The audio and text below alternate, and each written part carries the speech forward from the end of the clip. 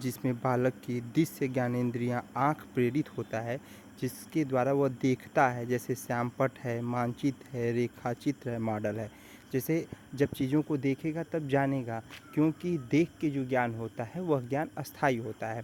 तो ज्ञानेंद्रियों के द्वारा तो अब उसमें क्या आएगा, श्यामपट्ट भी आएगा, मानचित्र भी आएगा, रेखाचित्र भी आएगा, मॉडल भी आएगा। शिक्षण कुशलता क्या क्या है, तो श्यामपट्ट कौशल, प्रश्न कौशल, स्पष्टीकरण कौशल और प्रतिपुष्टि कौशल। श्यामपट्ट कौशल का मतलब कि श्यामपट्ट पर जब अध्यापक लिख रहा हो तो वह साफ सुथरा लिखे। प्रश्न कौशल, जो प्रश्न पूछ रहा है या जो बस प्रश्न बता रहा है बच्चों को समझ में आए। स्पष्टीकरण कौशल, जो भी बोल रहा है स्पष्ट हो। प्रतिपुष्टि, जो बच्चे पूछें उनकी पुष्टि कर सके। बच्चों को प्रश्न को पूछने के लिए प्रोत्साहित करना।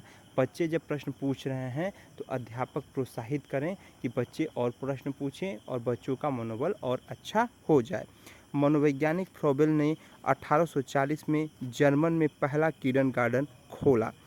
जर्मन के मनोवैज्ञानिक फ्रॉबेल थे, इन्होंने ही 1840 में किंडरगार्टन खोला था। किंडरगार्टन के प्रतिपादन भी मनोवैज्ञानिक फ्रॉबेल थे। तो पहला क्वेश्चन पूछेगा कब खोला, 40 में खोला, 1840 में। कहाँ के थे, जर्मन के थे। शिक्षक को बीच बीच में अभिभावक से मिलना चाहिए, ये भी पॉइंट मिलेगा।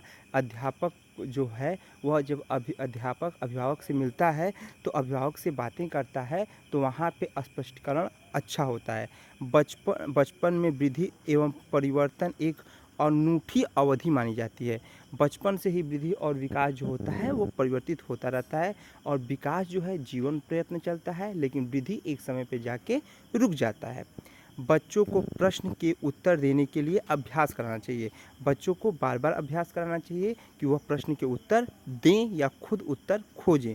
बच्चों को स्वतंत्र रूप से अध्ययन करा के ज्ञान देना चाहिए और उन्हें स्वतंत्र करें कि आप जैसे भी पढ़ रहे हैं अच्छा पढ़ रहे हैं, कभी भी भार वाली शिक्षा ना दें। बच्चों को शिक्षक को बीच बीच में निर्देश दे के पढ़ाना चाहिए और हमेशा निर्देश देना चाहिए कि बच्चे तुम ऐसे पढ़ोगे तो आगे जाओगे, इस तरह से गलती करोगे तो आपके मार्क अच्छे नहीं आएंगे। प्रेरणा तथा रुचि तथा अभ्यास के द्वारा बच्चों को ज्ञान देना चाहिए। प्रेरणा भी देना चाहिए, अभ्यास भी कराना चाहिए, रुचि भी पैदा करना चाहिए। प्रेरणा दो प्रकार का, आंतरिक और बाह्य। दूसरों के द्वारा बाह्य और अपने द्वारा आंतरिक।